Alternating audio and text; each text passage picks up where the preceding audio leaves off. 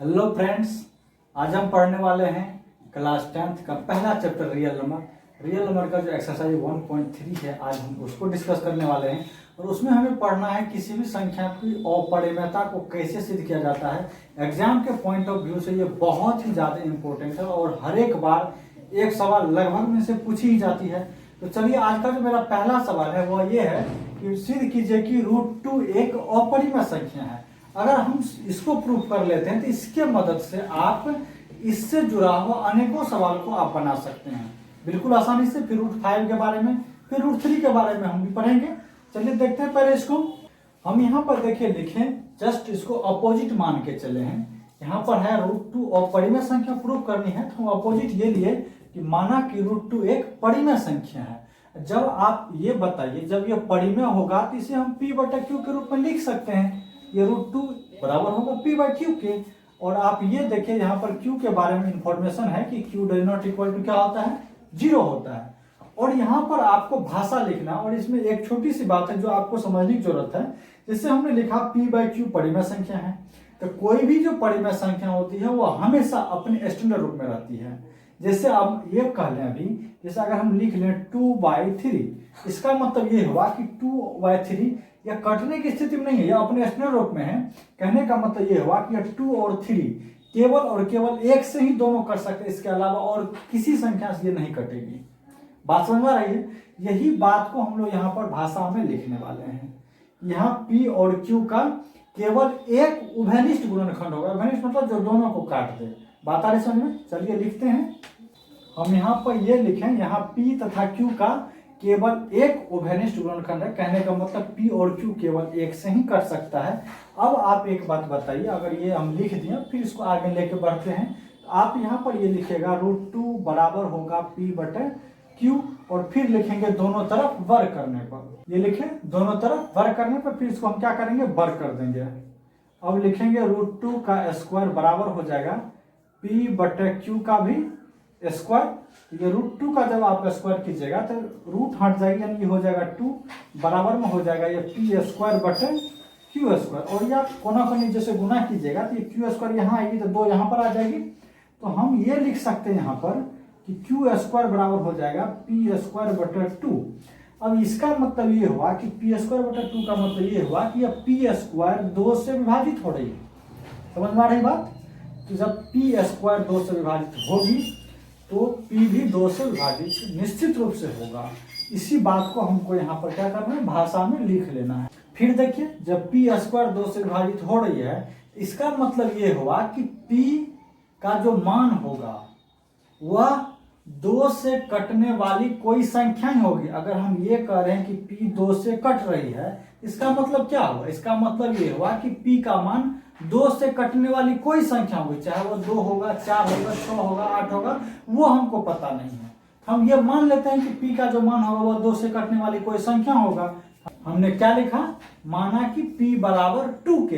तो 2k का मतलब यानी k के जगह पर कोई पूर्णांक है। अगर k के जगह पर k का कोई भी वैल्यू अगर हम रख देते हैं तो p का जो मान आएगा वह 2 से कटने वाली, यानी 2 का ही मल्टीपल में कुछ आएगा। यही p का मान क्या करेंगे, हम समीकरण 1 में रख देते हैं। हमने लिखा p का मान समीकरण 1 में रखने पर।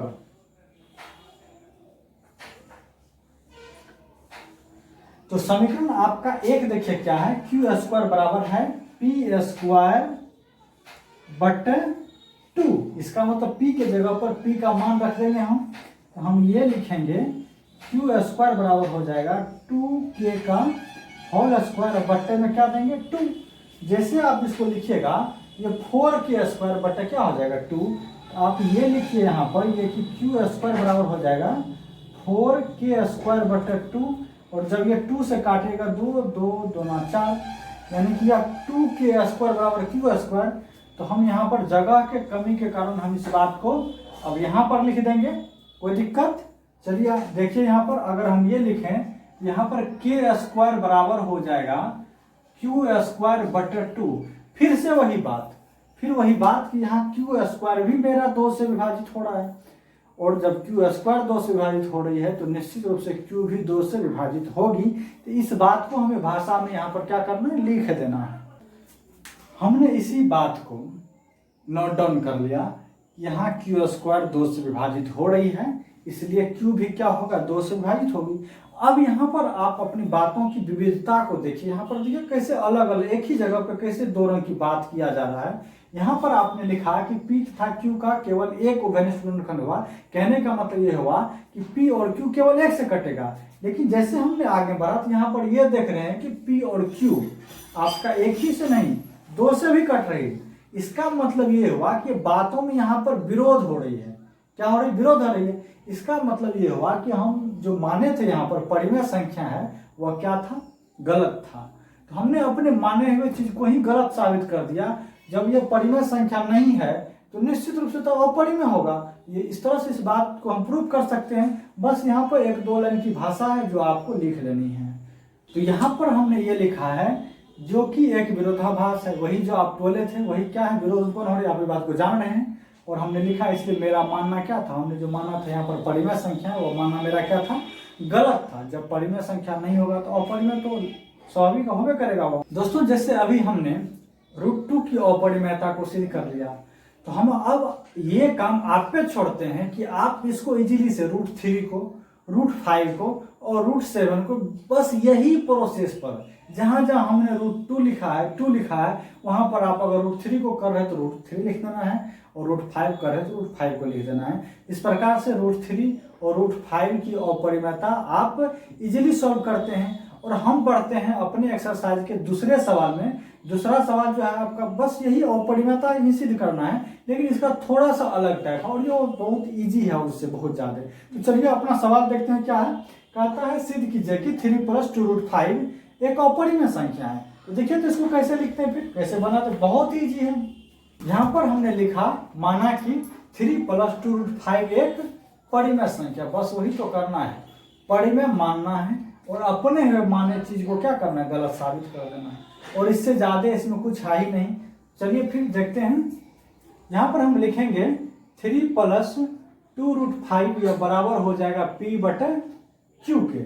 अब एक बात बताइए, यहाँ पर तो आप जानते होंगे Q ≠ 0 होता और क्यों होता है ये आप भली भांति जानते ही होंगे। तो अब एक बात बताइए, हम इसको लेके थोड़ा सा आगे बढ़े हैं। ये क्या इसको ऐसा लिख सकते हैं हम 2√5 बराबर P/Q, प्लस में 3 है ये उधर जाएगा तो माइनस में 3 हो जाएगी। फिर अगला स्टेप में ये काम अगर हम करें, एक स्टेप और लिख लेते हैं 2√5 बराबर, यहाँ भिन्न का जोड़ घटो जब आप कीजिएगा ना तो ये हो जाएगा आपका P - 3Q/Q, यानी कि भिन्न का जोड़ घटो ऐसे होता है, आप करके देख सकते हैं। ये हो जाएगा P - 3Q/2 और यहाँ पर 2 देखिए आपका गुना है √5 के साथ, इधर आएगा तो भागा में आ जाएगी। तो आप यहाँ पर लिखिएगा √5 बराबर P - 3Q बट्टे में क्या हो जाएगा? तब बट्टे में हो जाएगा 2Q। और आप एक बात यहाँ पर बताइए कि क्या आप ये जानते हैं कि किसी भी परिमेय संख्या को जब आपस में जोड़ा जाता है या आपस में घटाया जाता है या आपस में गुना करें या भागा करें, तो कोई भी आप जब काम कीजिएगा परिमेय संख्या का तो उसका जो परिणाम आएगी यानी जो रिजल्ट आएगी वह हमेशा एक परिमेय संख्या ही होगी। बस यही बात को हमने भाषा में यहाँ पर लिखना है। तो चलिए लिखते हैं अपना भाषा क्या है। आइए हम अपनी बातों को रखते हैं और ये भाषा में लिखा गया है, आप इसको देख सकते हैं। हमने यहाँ पर लिखा है, यहाँ P - 3Q/2 की यह परिमेय संख्या है। आप यहाँ पर देख लीजिए परिमेय संख्या है। जब यह परिमेय संख्या है तो परिमेय संख्या के बराबर जैसे √5 है, तो इसके अनुसार, इस कथन के अनुसार √5 भी परिमेय संख्या होनी चाहिए, क्योंकि परिमेय संख्या के बराबर कभी भी अपरिमेय संख्या नहीं हो सकती। जब आप ये करेंगे परिमेय है तो इसके बराबर में ये है, ये भी परिमेय संख्या होनी चाहिए √5। लेकिन क्या √5 परिमेय संख्या है? आपने जस्ट अभी प्रूव किया है कि √5 परिमेय संख्या नहीं है। हमने वही बात को यहाँ पर भाषा में लिखा है। यहाँ P - 3Q/2Q एक परिमेय संख्या है, इसलिए √5 भी परिमेय संख्या होगी। परंतु हम ये जानते हैं कि √5 परिमेय संख्या नहीं है। यहाँ पर देखिए एक ही बात को कैसे अदला बदला जा रहा है। ये कह रहा है कि √5 परिमेय है और ये हम इससे पहले जस्ट जान चुके हैं कि √5 परिमेय नहीं है। यहाँ मेरे बातों में देख रहे हैं कैसे विरोध उत्पन्न कर रहा है एक ही चीज का। इसका मतलब ये हुआ कि हमने जो चीज को माना था वो कहीं ना कहीं से लगता है गलत माना गया था।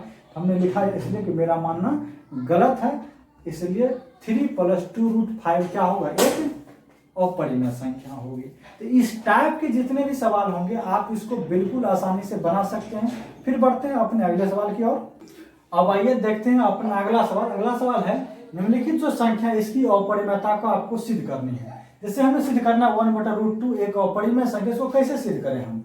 इसको आप ऐसे देखिए कि फिर ये बारी बारी से एक ही टाइप के सवाल है, तो हम इसको आसानी से और बहुत जल्दी इसको सॉल्व कर लेते हैं। जैसे आप लिखिएगा 1/√2 को साबित करना है परिमेय संख्या, आपको पता है भली भांति कि हम इसके अपोजिट मानते हैं। जब अपरिमेय संख्या प्रूव करना है हम इसके अपोजिट मानेंगे कि माना कि 1/√2 क्या है, एक परिमेय संख्या है। फिर अपने माने हुए चीज को क्या करना है, गलत साबित कर देना है। बस यही तो खेला चलता और कुछ है ही नहीं। चलिए लिखते हैं।